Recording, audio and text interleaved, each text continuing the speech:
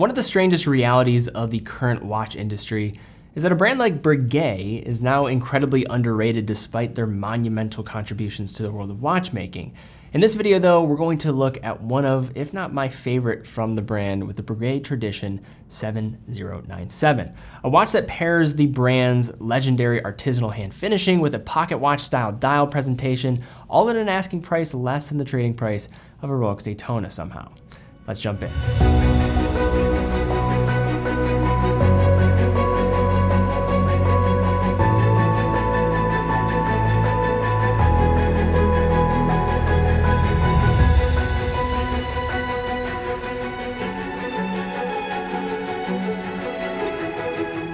In an industry where the majority of brands count their years in decades, Breguet stands apart as one of the watch world's most established manufacturers, counting their years in centuries. Founded by watchmaker Abraham Louis Breguet in Paris, France in 1775, the brand lays claim to a number of important firsts along the course of its 246 years, including innovations in the area of perpetual calendars, the tourbillon, self-winding mechanisms, chronographs, and classic elements of design such as Breguet hands. Owned by Abraham Louis Breguet's descendants until 1870, the brand was taken over by the Brown family of England, who stayed the course for 100 years, right up until the quartz crisis of the 1970s and 80s. After changing hands several times, as well as moving its production from France to Switzerland, Breguet eventually settled into its current position amongst the Swatch Group's mighty assembly of brands in 1999. In the modern context, Breguet is known for a variety of different pieces, such as its sportier marine collection, tonneau-shaped heritage, the Type series of military-inspired chronographs, and the more timeless Classique collection we recently covered in a previous video. But where that watch provided a glimpse into Breguet's history and traditional watchmaking capabilities at the brand's more entry-level position, the 7097 we're taking a look at here today is a nice ascension up to that next level, with an intriguing open work dial and movement display, and the inclusion of a seldom seen entrancing retrograde second complication. Now, some of you may have seen my recent episode, shopping episode with Kevin O'Leary, where I remember just seeing these watches in the case and I was like, wow, I just want to cover these a bit more in a longer format because I think they're beautiful watches. And I think this is a really good one at also showcasing how you can take something that might look way more complex and actually just being more of a traditional view here, just with that exposed gear train and how this watch is positioned. So if you are interested in more expensive watches like this watch here that we're looking at, just kind of that higher end of watchmaking, I do have a full in-depth article looking at 25 of the most expensive watches ever sold at auction. Many different brands in there, including Breguet as one of them, as well as Patek Philippe, Rolex, Vacheron, just to name a few. So check it out, link will be in the description down below. So as you look at this Tradition model, the conversation of the movement and dial are unquestionably linked. The first reaction when you see this watch is probably to be in awe of its eye-catching display, but apart from its unconventional layout, this is a time-only watch with no high complications. Starting at noon, we have an off-center dial register executed in solid gold that has been silvered to match the tone of the white gold case. In keeping with Breguet's traditional execution of the technique, the dial features a hand guilloche textured finish done with a rose engine, a special type of lathe used to carve tiny repetitive patterns with the help of a skilled technician. Guilloche is a challenging and time-consuming process in which it's all too easy to have errors and not very forgiving, especially in this instance with this remarkably small surface area. Beyond the finish, the dial is complete with printed Roman numeral indices, as well as a sculpted brand signature and serial number at the noon and 6 o'clock positions. The Breguet style hands are heat blued and highly polished, standing up well even underneath the tightest macro examination. A deep channel is recessed into the dial, acting as a retrograde seconds register that extends from the dial surface up to the top and bottom, floating over the rest of the exposed movement components.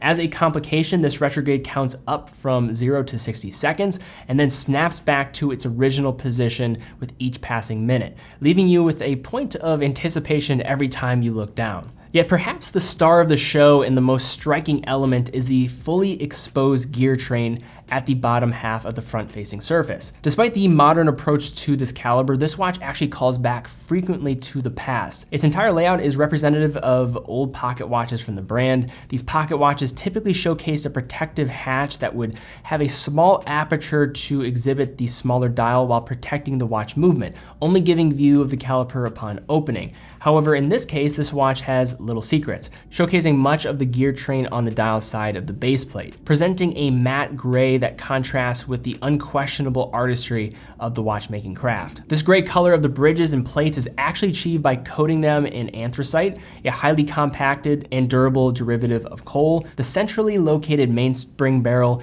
is partially in view, in this case offering enough energy for 50 hours of power reserve, with this in-house 505 SR1 caliber oscillating at a slower beat frequency of 3 Hz, 21,600 vibrations per hour. Just below is the gear train from the center, third, and fourth wheel to the escapement wheel and pallets that finalize the energy transfer to the oscillating balance. The balance includes the 1790 creation from Breguet with the parachute suspension system that allows for a degree of flex between the balance bridge and the balance itself to mitigate the effects of shock on timekeeping. Both the escapement wheel and the lever are silicon, allowing for a higher degree of magnetic resistance, with the balance spring created in a concentric overcoil fashion. Everywhere else you look, the finishing is excellent, with black polishing on all of the screw heads and anglage at nearly every 90-degree angle. Turning the 7097 over, the juxtaposition of media blasted anthracite and polished metal continues, though with the majority of the exciting parts of the movement visible from the front,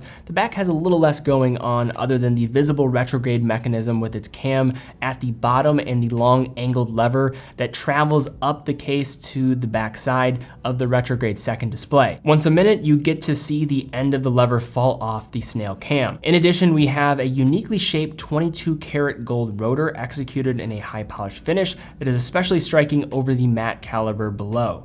Taking a look at this caliber's general specifications, you have 21,600 vibrations per hour, 3 Hz. It does feature hacking and hand winding, hacking stopping the second hand when you pull the crown to the farthest position, and a power reserve of 50 hours. And we did test out this watch across 5 different positions on the time grapher. It kept time between 0 to +2 seconds per day, so pretty well done. And when you finally manage to pry your eyes away from this integrated dial and movement concept, the case actually offers up a lot in the finishing department as well, and also of course staying very much in alignment with typical Breguet. With mirror polishing spanning the narrow rounded bezel and signature vertically fluted or coin edge central case, and long slender faceted wire style lugs that terminate at rounded tips. Intriguingly, this central case is produced as a separate piece from the lugs, with the lugs later being welded into place before being finished to create a seamless transition. At 3, a signed 6.3mm push-pull crown operates in traditional fashion with only 2 positions, while helping to secure this watch's expected 30 meters of water resistance. But if you're trying to jump in the water with this watch, you're a mad person. The watch is affixed to the wrist with the help of a 21mm black alligator strap with a matching signed white gold pin buckle. On the wrist, the set of traditional dimensions wears well, with a 40mm central case diameter and 12mm of thickness, though a longer lug to lug approaching 50mm. Yet the watch still wears closer to a 40.5mm case despite the ornate lug design, which unquestionably is a notable design characteristic of Breguet. So now when it comes to the Breguet tradition, there's a reason why I wanted to cover this watch, and I know most people are not going crazy about Breguet watches right now, and that's totally fine for me. I like looking at watches that are uniquely positioned in the market to be different and can tell a story in themselves.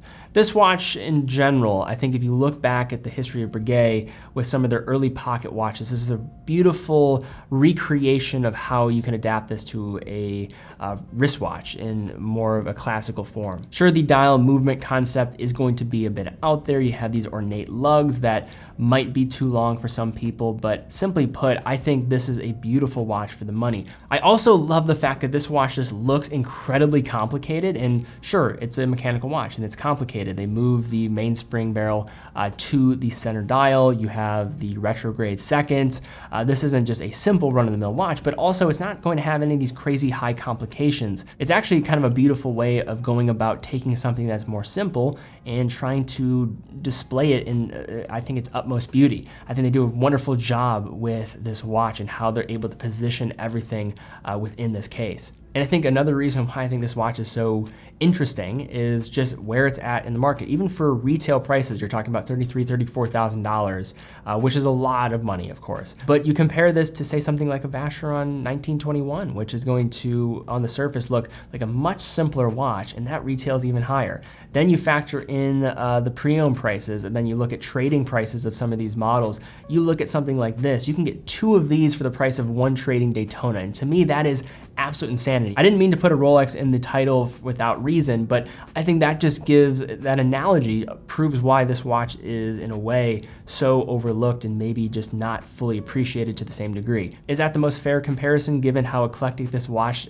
design is? Probably not, but I think this is just another representation why I think Breguet is such a special brand and ultimately so overlooked and shouldn't be by so many. But all right, guys, that is my take looking at this Breguet Tradition. Absolutely love this watch, love the looks of it. It's a little more out there, but one that I think should be on more people's radars, just to admire, maybe not even purchase, just to really just admire its beauty. If you guys enjoyed this video, please give it a thumbs up, subscribe, and hit the bell icon. Really would appreciate that as well. I definitely check out the different written content on teddybaldassarre.com. Sign up for our newsletter, and be sure to add me as a contact so you make sure you get all of my emails sent to you every single week. Just want to make sure that you're receiving them. All you need to do to add me as a contact is just to simply hit that little icon button on Gmail next to the name, and you're good to go. Also check out teddybaldassarre.com, full authorized dealer of 30 brands, quick and fast fulfillment, dedicated customer support, and full factory warranty for all the products that we offer. But guys, thank you guys so much for watching. Be well, and I will see you all very soon.